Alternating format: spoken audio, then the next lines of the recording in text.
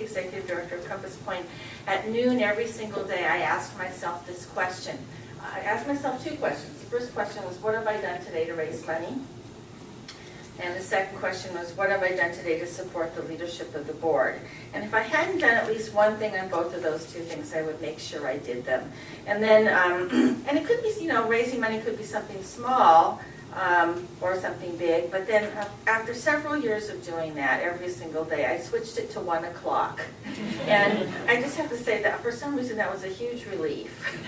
So I would encourage you to start with 1 o'clock.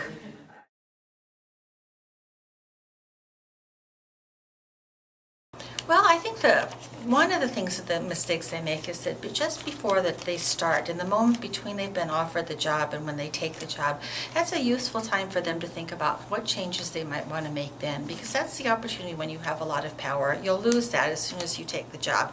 So it's an opportunity to ask for whatever you think is going to be necessary to help you be successful, whether that's a change in board members, a different revenue strategy, the authority to fire people that may have previously been on the board or something like that. So that's one.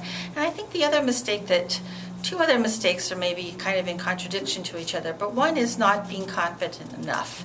It's just like, you know, all you can do is your best. So do your best, and almost certainly that's going to be good enough.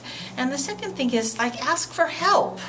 You know, as an executive director, we typically want to say, you know, here's this huge problem and I've got a solution for it. We hardly ever want to say to anybody, here's this huge problem and I have no idea what to do. So actually, I remember seeing a nonprofit imploding and talking to one of my executive director friends, and I said, you know, there but for the grace of God go we. And she says, that wouldn't happen to us, Jan. I said, well, why not? It's just because we would ask for help. I've never forgotten that really great, wonderful piece of advice from her.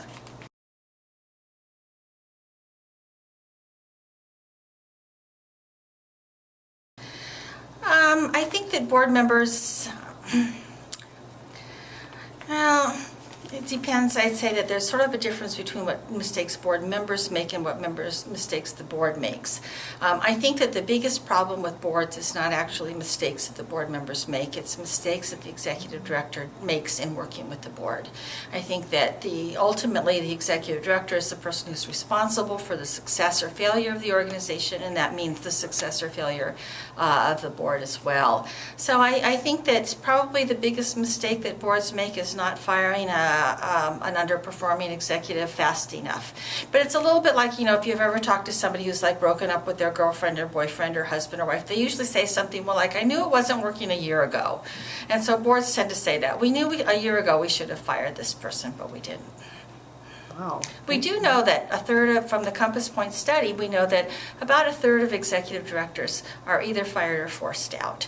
So it's not uncommon. And it's also true that those tend to be the organizations where the executive director has great disdain or contempt almost for the board and says things all the time like, I have a terrible board, they don't do anything, you know, and so those are the ones where all of a sudden that board does decide to do something, and it's usually fire you.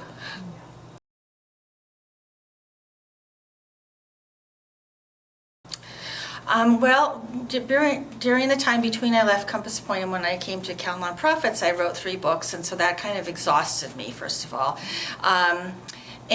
But you know, Blue Avocado has been such a success with our 64,000 subscribers, for example, that one of the things we're going to be doing is packaging up some of the pieces, like alternatives to strategic planning, for example, or volunteer management, or things like that, alternatives, anyway, and putting them into like really inexpensive e-books. So hopefully we'll be getting around to that pretty soon.